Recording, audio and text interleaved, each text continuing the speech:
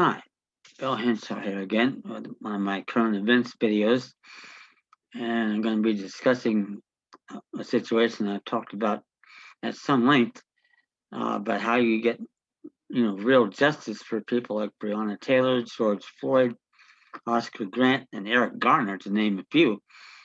And you don't do it with civil quote unquote rights. You don't do it with the 14th War Amendment. What you have to do is understand the actual law, what it really is, and go from that point. Because if you do that, and those of you that follow my videos know that you get my document package, you're prepared to prove that there are no states. If there are no states, everything else necessarily follows. In particular, with you law enforcement thugs out there, and pay close attention. I'm trying to do something that your governor is required to do, instruct you in the faithful execution of the laws, which does not include, treating people like you and me that you run into on the street as Chase Bank or IBM. So all that 14th Amendment was, if it exists, and I can prove that it doesn't, the secret intent being to make birthright citizens out of corporations. I'm not a corporate citizen, and I can't have been possibly been reduced to that, nor could anyone else, at least the way the amendment was done, and I'm not sure it could be done at all. But the ratification of the 14th Amendment, you can check my videos on this, violated all 6 articles of the Constitution. There's no point in using it. And you Asians and Africans out there got nothing out of it. The secret intent was to not only make citizens out of corporations, but in effect to do away with the states admitted into this union, and I mean north and south of the Mason-Dixon line. That's the problem we have. The government today doesn't recognize, no matter what jurisdiction, the status and standing of the members of the sovereign body politic of the nation and republic. There's no Republican form of government, no racial representation, no quorum to do business, no right to trial by jury, no right to habeas corpus, no right to an appeal in any criminal case. This is an I know Bart saying this, not me. I mean, there's just no rights. We have no rights that the de facto National Socialist government is bound to respect. On the other hand, if we can establish any or all of what I just said, and I have 800 pages worth of legal pleadings in my constitutional defense document packets to do just that. For more information, send me an email, youwinningcourt@gmail.com. Now, you law enforcement people out there are not acting in any official capacity. Even with a badge, a gun, a uniform does not matter. The Supreme Court has already ruled against you and reversed the conviction of murder, and in so doing stated on the facts of the case involved that you couldn't even convict the guy of manslaughter. That's the way it is. We have rights here, whether you bastards out there like it or not. I don't know, and I don't care. It needs to stop. This divide and conquer crap needs to stop. They've been doing it for at least 150 years. There are much better ways to do things. Now, you are going to find out, though, Africans and Asians, you are not political equals in the United States, small u, capital S, unless you can find some signatories to the Declaration of Independence and the Constitution, and you won't. That's the way it is, right or wrong or good or bad. As far as political equal, can't be done unless or until it's done consistent with the Constitution, not in contravention of it. That said, your status might well be either an inhabitant of a territory or an inhabitant of a state. And inhabitants of territories, let alone states, have the right to trial by jury secured by the Northwest Ordinance of 1787. And that's the key to all the other rights. If we get those back into play, now we're going to be in the best possible position we can be, and in the best nation ever created on the face of the earth, in which people had the right to life, liberty, and pursuit of happiness. That's true nowhere else in the world, and it never has been. That's what I want to get back. So that's how we get justice for Breonna Taylor or George Floyd et al., is by going about it that way. You don't file civil rights claims. You file perhaps a trespass via armis, and a state court of common law general jurisdiction exercising the judicial power of a state admitted into this union, or we do it in a federal district court, with the concurrent jurisdiction of an Article 3 federal circuit court. These judicial courts are required to exist. Without them, Article 1, Section 9, or Section 10, as the case may be, it completely prohibits the government from enacting bills of attainder, the laws that are taking of life, liberty, or property without judicial process, not to mention trial by jury. Now we're going to have the bastards on the ropes when this happens, because they're going to have to go in and explain first to an inflamed grand jury and then to an inflamed jury why they did what they did when they knew or should have known the trial court did not have jurisdiction over any statutory scheme they were trying to enforce. That being the case, even with uniform, a gun, a badge, you're not acting as a peace officer. Law enforcement, maybe. Peace officers, no. And that's what we're supposed to have here. And you sheriffs listening out there, you're supposed to be protecting us against all enemies, foreign and domestic.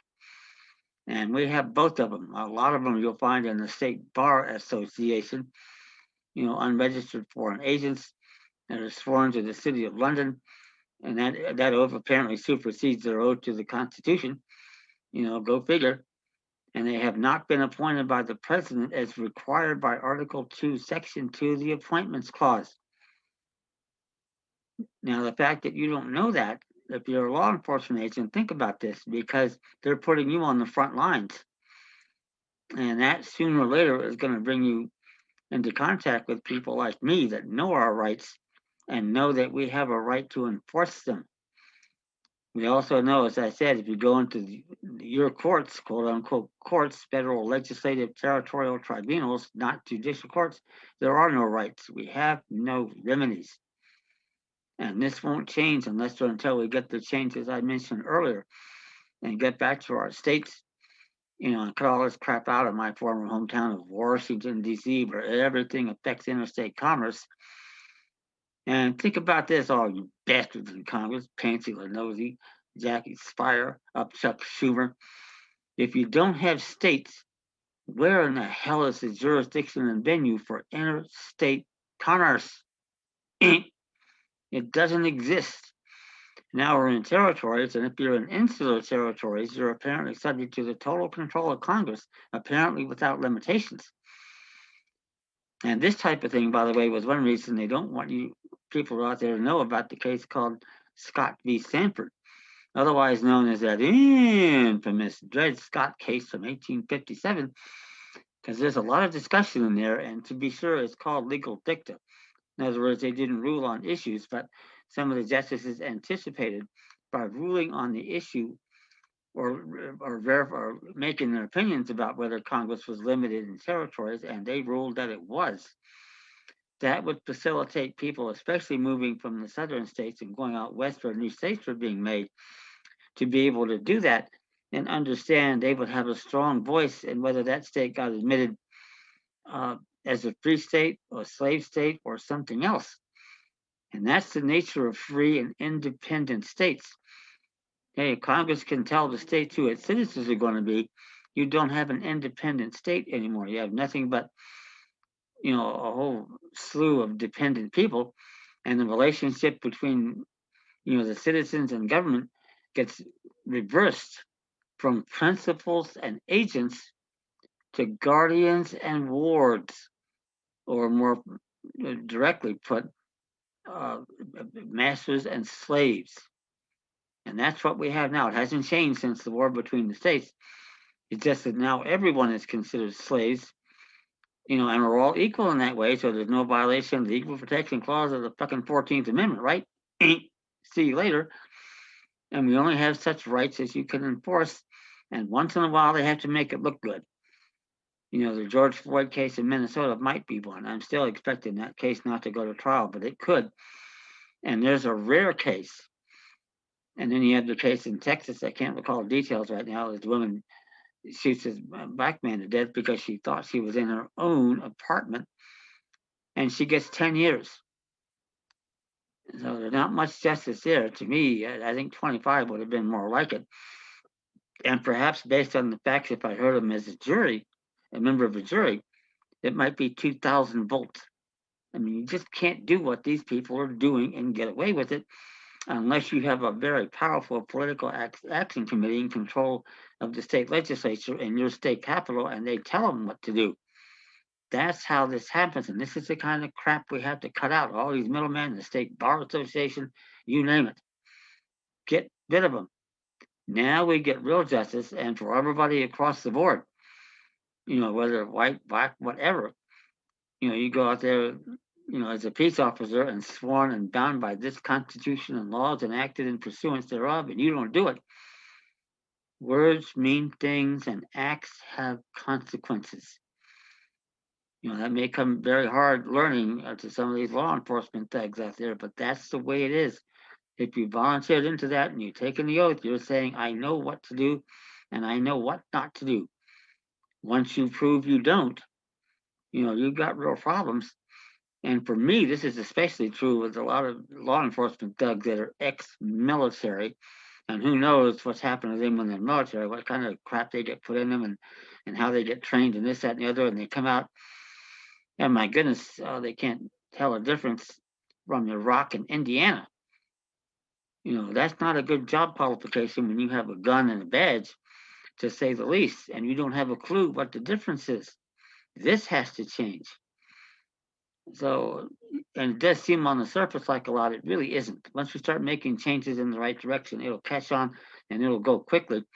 And we'll hopefully get back to government that we should have had 150 years ago and get back to relative normal. And we can make changes and improvements from there and do it consistent with the Constitution. That's not too much to ask, unless your residence is around 120 Broadway, New York, with all the damn New York banksters. They're the ones that have caused all this. A video for another day. But that said, for information on my material, send me an email, uwinnincourt@gmail.com. Remember to like the video, subscribe, tell your friends, get the word out. The sooner we start acting together across the board and cut out this divide and conquer crap, the quicker we get the job done. Thank you.